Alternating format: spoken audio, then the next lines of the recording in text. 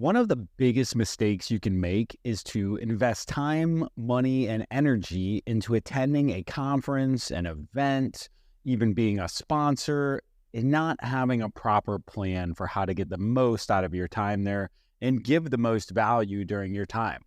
So during today's episode, in honor of the upcoming IPPA Summit, I'm going to share with you our practices for how we get the most out of events, what we do for pre-work, how we determine what events to attend, and how we get the most when we are on site. Thank you very much for joining Payrolling today. My name is Matt Beatty. I'll be your host. Let's go.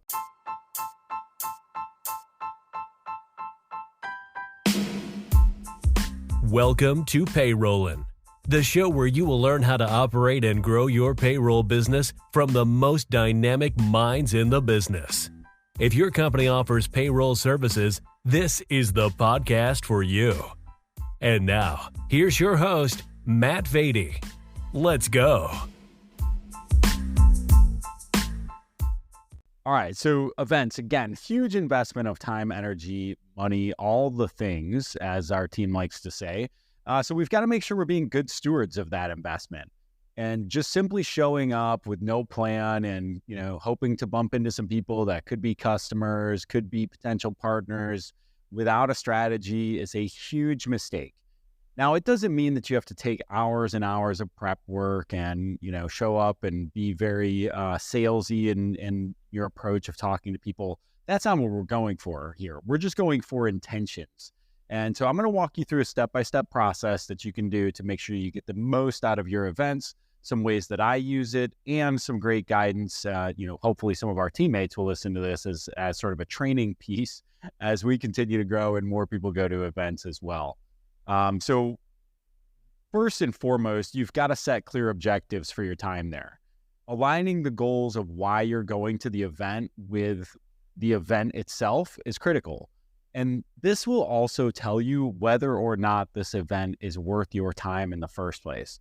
I have had some local events that after sitting down and looking at my objectives and how I can either bring value or receive value from the event and whether or not they align, I've determined it's just not a good use of my time. For example, there's a local event I used to attend all the time. I quickly realized that while I was fostering some relationships that I had existing, I wasn't bringing a lot of value to new people, and I wasn't, receiving any value from the events either. And so therefore, if I'm not able to bring a lot of value, not receiving a lot of value, it's taking a few hours out of my day, once a week, a couple times a month, whatever it might be, probably not a great use of my time, right? And so I would encourage you, if you're one of these people that attends frequently local events, now if you just enjoy it and you love the energy, the connections, that is a win. So don't overthink it too much. I just wasn't enjoying it. It felt like it was laborious. And so I determined, hey, look, if I'm not enjoying this and I'm not bringing the value and I'm not getting value, then what's the point, right? So that's first and foremost, is determine should you be at the event in the first place. So next up, I want to make sure I'm writing this down. This is kind of a good framework. For me, I'm a big Google Doc guy. If you're a whiteboard guy or gal, that's totally fine. Choose where you want to document this, but why are you attending this event in the first place? What are the reasons? Is it to get inspired? Is it to find new connections? Are you trying to promote your business? I mean, let's face it, some people, that's the primary reason they're going. Go to a chamber meeting, you're going to meet a bunch of people just trying to promote their business. So you also have to have a plan for that. Right? If I'm going to an event where I want to promote my business and everybody else there wants to promote their business, what am I looking for here? Am I looking for customers or am I looking for strategic partners? Because there's a much higher likelihood I'm going to find strategic partners that we can do some COI selling together than I'm actually going to find my customers there. And that's typically what I find with a local chamber event or most local events in general, is that it's a bunch of people trying to sell to each other. So make sure you know what you're going there for. Write it down, say it out loud on the way to get buy-in from yourself. And that's kind of the beginning of your written plan.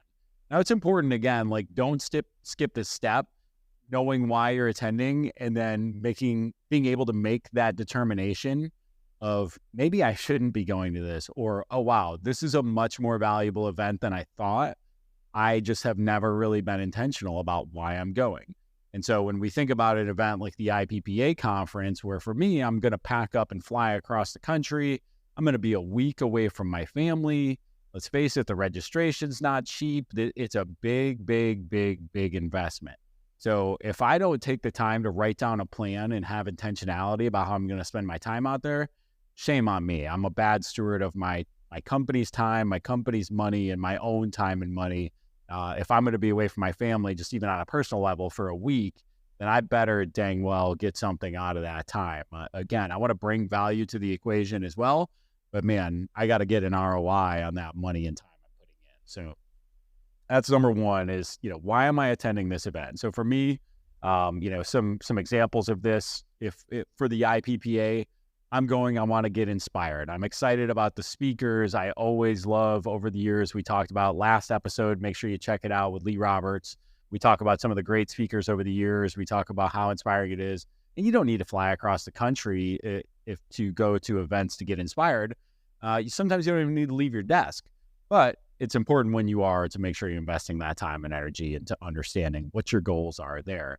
So I want to get inspired. I want to make sure that I also am learning from the people around me. So that's a huge thing, is that I want to make sure I'm going in with, what are the questions I'm going to ask from people? What are the best practices that we're currently struggling with that I'm trying to learn from others in the industry on how they handle those things? So best practices are a huge thing for this particular event. I'm not out there to sell anything to anybody. We're all competitors. We're all in this together. So there's just really an element of trying to go out there and gain some strategy, some best practices and all that. All right. So step 2, I want to prioritize my networking strategy around that. So again, kind of building on that, if I'm clear on what I'm going there for inspiration. Well, I know that I've got to make sure that on my agenda, I've got the time blocked for all the sessions that are going to be inspirational to me.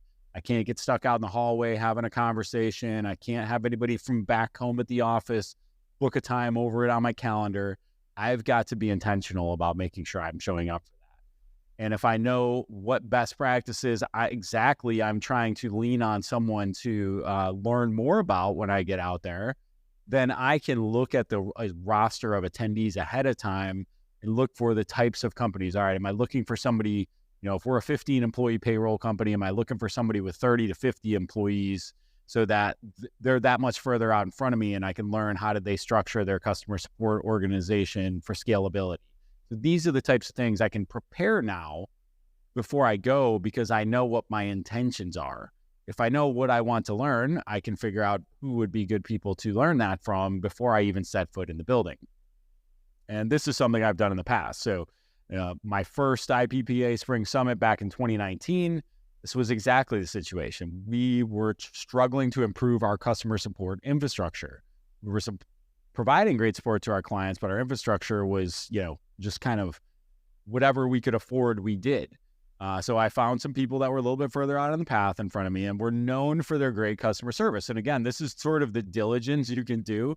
If I just show up and start asking any Tom, Dick, and Harry how they handle their customer support organization, and I don't know ahead of time, do they even have a high net promoter score? Do they pride themselves on this? I know everybody in our industry prides themselves on this, but does the market say the same? And so I want to make sure that I'm showing up with some intentionality. Obviously, I'm going to meet some new and interesting people along the way who are going to bring value along that similar topic line, but it's great to have a clear path, because when I'm done, if I have this list that I'm building through here that we're going to continue to build on in the next step, when I come home and I look at the ROI, I can go, boom, check that box, boom, check that box, boom, check that box. All right. So if you're sponsoring an event, and a lot of us sponsor events, again, it could be the local chamber event, could be you could be sponsoring the IPPA event, which is, again, a big investment. I want to make sure if I'm simply looking to make connections with prospects, I'm doing my research ahead of time. I want to know who would be a good fit. I just don't want to spam every single attendee that's going to be at the event. Again, we're like, this show is about the payroll industry. Many of you listening are going to the IPPA Summit here next month. I'm recording this February 16th, 2024. Well, you're getting all the emails right now from the vendors that are going to be there. You're getting the emails about the after parties. You're getting the emails about, hey, can we book 30-minute demo? Can we? That's great. I like that they're softening the beaches. They're getting us ready. They're trying to make contact with their target customers, and also trying to make contact with their key customers that are going to be there. And so definitely seeing some great execution from the vendor side for the IPPA conference, at least getting their name out there ahead of time. And kudos to the IPPA for giving them access to the list, because, you know, that's a big investment that they're making to come to the event, or you're making if it's you. And so definitely want to make sure that the next step of that goes beyond the spray and pray, and you start to do some research on your audience. There's not that many attendees at this event. As an example, I think there'll be, maybe 400 total, 200 to 300 of those will be payroll bureau leadership. So you don't have to research 500 companies. It's not going to take you 10 days. You've got plenty of time, and you can say, all right, cool. Maybe Guru is too small for us. Maybe Guru is our exact target market. Now I know I want to try to prioritize a meeting with Matt. When I see him, I can go run him down. Please don't run me down at the event. All right. So, and don't forget, just because you connect with someone at an event doesn't mean you will again. Be prepared to ask questions and do your homework in advance. This is huge for me, because all of us talk the talk when we're at an event like this. Oh yeah, give me a call. I'll be happy to connect and grab coffee. And then we get back to work and times are busy, and maybe we don't have time to reply to that email, or, and I mean, it's unfortunate, but it happens, and we just don't reconnect. So have your questions prepared. If you got the meeting with that person who has had the perfect client success structure that you were looking for, or at least you perceived it to be, what are the questions you would ask them? Have them ready. And that way you can have the conversation on site. And for Pete's sake, take some dang notes. Last year, I sat down with Matt Umholtz and a couple other people at a table, and we talked through sales training programs. It was an ad hoc conversation, and I have pages and pages of notes about what these companies did for their sales training program. That was something that I went in very intentional. We were just bringing on new sales teammates, and I wanted to know, hey, what have you learned in the onboarding and offboarding? And at his company, they brought on a lot more over the years than we have. And so I'd be a fool not to, while I've got him captive at a table, ask him about something that he's incredibly passionate about and happy to share about. That's the other piece about this, is most of the stuff that you're looking to gain access to in terms of knowledge from others, they're very passionate about. If you have some pointed questions to queue them up, you're going to set yourself up for success as well, rather than having generic questions and no framework and no goals. So we've got step one, go ahead and set clear objectives. Should you be going to this event? Does this event align with your objectives of what you're trying to achieve?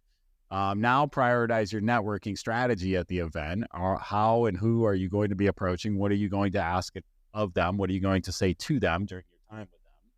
And then next up is establishing learning goals. If I'm attending an event, I want to go to some of the sessions, right? So I want to identify and prioritize sessions that align with my specific growth areas. So for example, at the IPPA conference, you've got a sales track, a leadership track, and an operations track. As CEO, all of those things report to me, and I'm responsible for the success of all of those. So I've got to make decisions on what are the things that right now I need to plug gaps in, and how am I most going to benefit from this knowledge. I'm a just-in-time content consumer, so not a just-in-case content consumer. So some of you out there may relate to this. I still read a lot of books. I have 3 or 4 going at a time at any given time, but they're topical. So right now, for example, I'm working on improving some marketing related tasks at our company. I am plowing through multiple marketing books at the same time. I'm pulling pieces from each one. And I'll recommend a great series. So I've been recommending books on the pod lately. One that I'm really diving into on the marketing front is Russell Brunson's series. Russell Brunson is the creator of ClickFunnels. He wrote, I think the first one is .com secrets or traffic. There's .com secrets, traffic secrets, and expert secrets. Now this guy is a little over the top, and he is very loud, outgoing, audacious, and he kind of runs in this same crew as like the Grant Cardones of the world, and kind of sells from the stage kind of a guy. But I'll tell you what, if nothing else, if you read these books, you'll start to understand the marketing that you see every day better.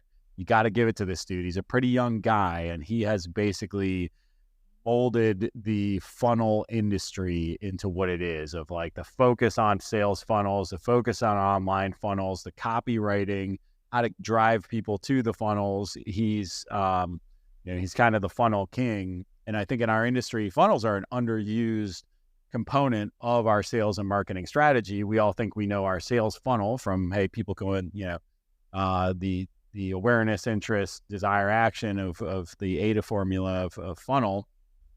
And we're just trying to drive awareness at the top and squeeze them out into a client at the bottom. But a sales funnel for a particular product on the marketing front is an incredibly valuable tool. And, we've been playing with a lot of these for particular products. How do we drive traffic, eyeballs to it? How do we convert them to either some sort of free or paid asset to start that gets them to check that first box, then a small paid asset, then move them into our funnel of being a paying customer on a recurring basis. And so great books on that. I don't know which one I would start with. It would kind of depend on your current place. I started with Expert Secrets. I was doing some extra, doing more than normal public speaking and events last year. And so I've heard some good things about that book, and I've now moved on to the second book, and I'll definitely read the third because I'm getting a ton out of it. So yeah, great book in there.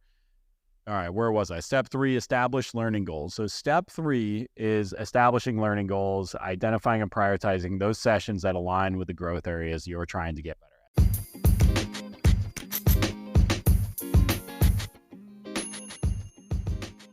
Let me ask you a question. Are you the go-to person in your market for payroll and HR?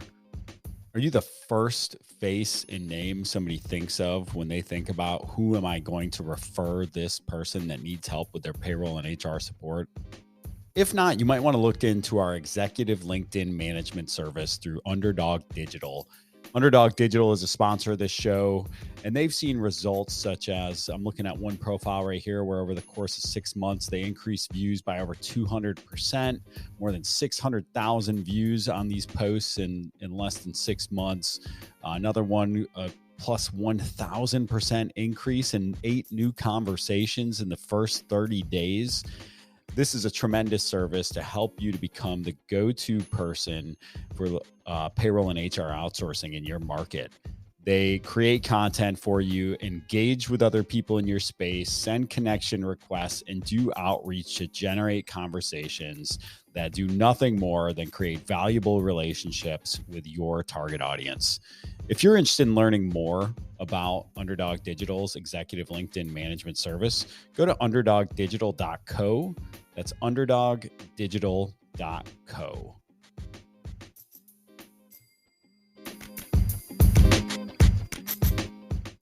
So that was where it got me off on that tangent, is we're talking about multiple topics. Now, again, if you're going to a chamber event or something that's more networking based and doesn't have multiple sessions, establishing learning goals gets different. It goes back to the previous step and like, hey, what can I learn from the attendees here? And sometimes, look, man, I'm not going to act like you don't go to events to sell. Sometimes it's learning more about the company. Oh, I see somebody from this pharmaceutical company I've been calling on for 2 years is about to be at this event. I can simply profile the account while I'm standing there. Oh, man, how many employees are y'all up to now? Oh, do you have any idea who you guys use for your payroll and HR services? Oh, that's great. Who is the appropriate contact to talk to about that? I can get my golden circle while I'm standing there talking to somebody and make use of that time instead of going in with the whole, and this is something, look, whole other topic. And I'm just now reading my notes and I realize I have step 3 and then it goes straight to step 5 and step 6. I don't have a step 4 in here. Yeah, it's pretty awesome. Let's see, to skip. All right. So step 4 will be like, floor 13 on an elevator. We just don't have it. We don't do floors around here. That's a new pod for the new thing for the pod. If you see me out in Vegas, say we don't do floors around here, and hopefully I'll remember what the heck you're talking about. All right, so identify and prioritize those sessions. This seems so obvious, but if you're making on the spot decisions, you're not going to be engaged with what's going on around you. So now I'm out in the hallway staring at my phone, trying to figure out where the next 3 sessions are, where I could be accomplishing some of my other goals for the event and seeking out the people, partnerships, the reasons I'm there. So every time I'm in the hallway fumbling around, trying to look at the map and trying to figure out where things are, then I'm just wasting time. And I don't like to go places and waste time. I like to go places and be prepared. All right. So going in with your day mapped out just always helps you get the most out of the event. And that could simply be, again, if I'm going back to the local event or if we're sponsoring, how much time am I going to spend in my booth? Who's going to be in our booth? How are we going to maximize our time there? I think, I was talking to Lori Brown recently about IPPA having a booth at another event. The biggest takeaway we had as an organization out of that, as an association, wasn't from the people that came up to our booth and learned about becoming IPPA members. It was about strategic partners with the other vendors.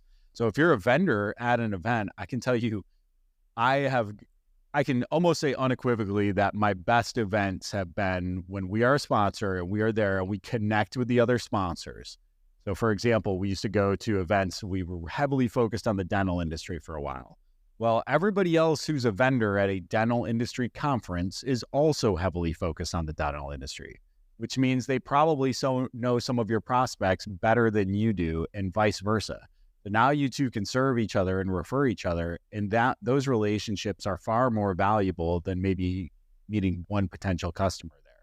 So be conscious of the other vendors around you and have a strategy for that. If you're an exhibitor, have a strategy for that. If you're an attendee, the first dental conference I went to, I spent all my time walking around talking to the other vendors. I did not have a vendor booth. I could not afford one. The place was too expensive. It was a massive conference.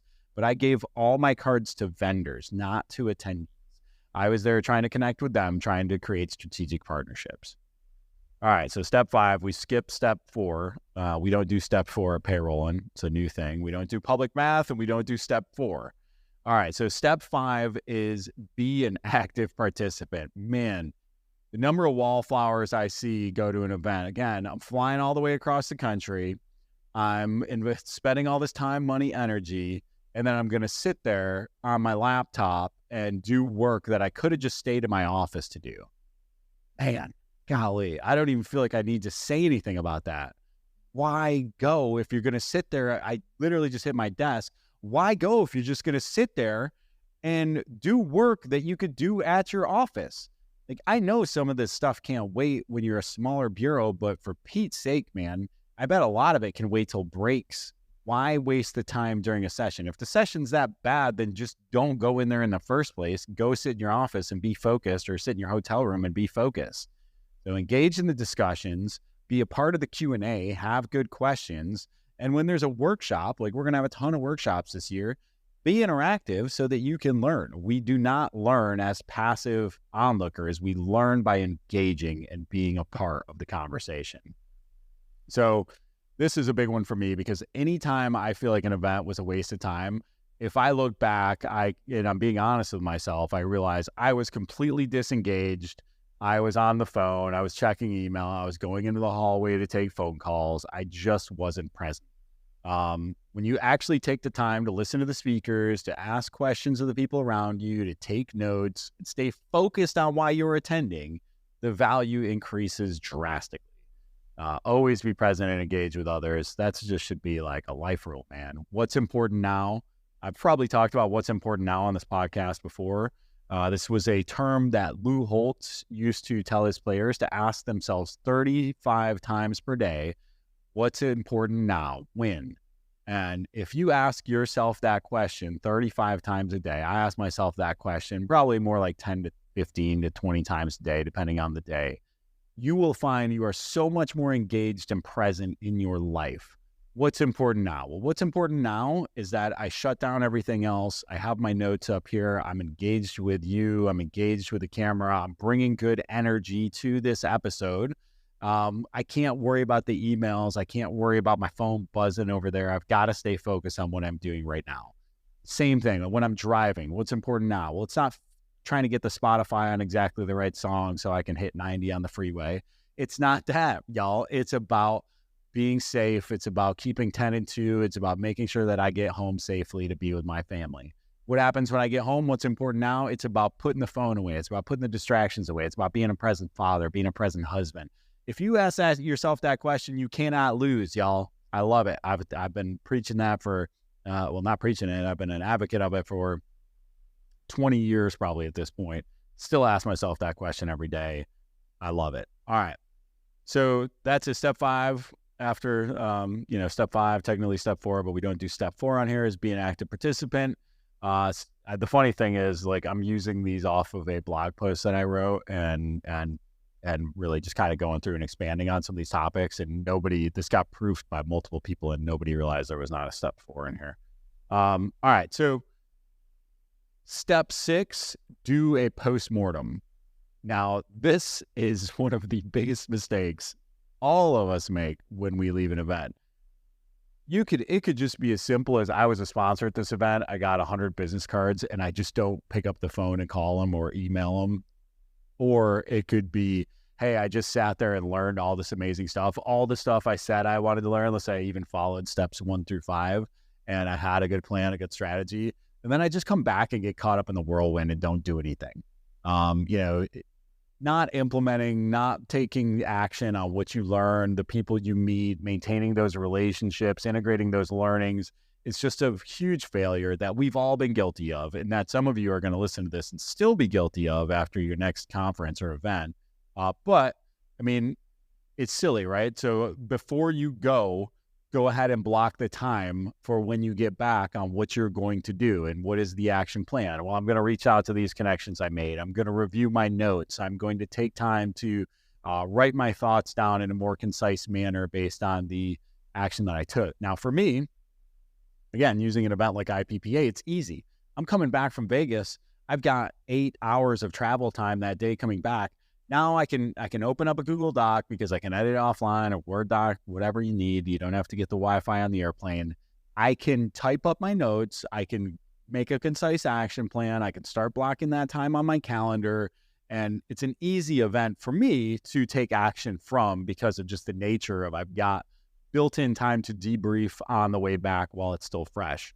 As a matter of fact, I like to record a podcast while I'm there, while a lot of the thoughts are in my mind. And I've heard this concept before, might have even mentioned it on here before, like, recording a podcast doesn't mean there has to be an audience.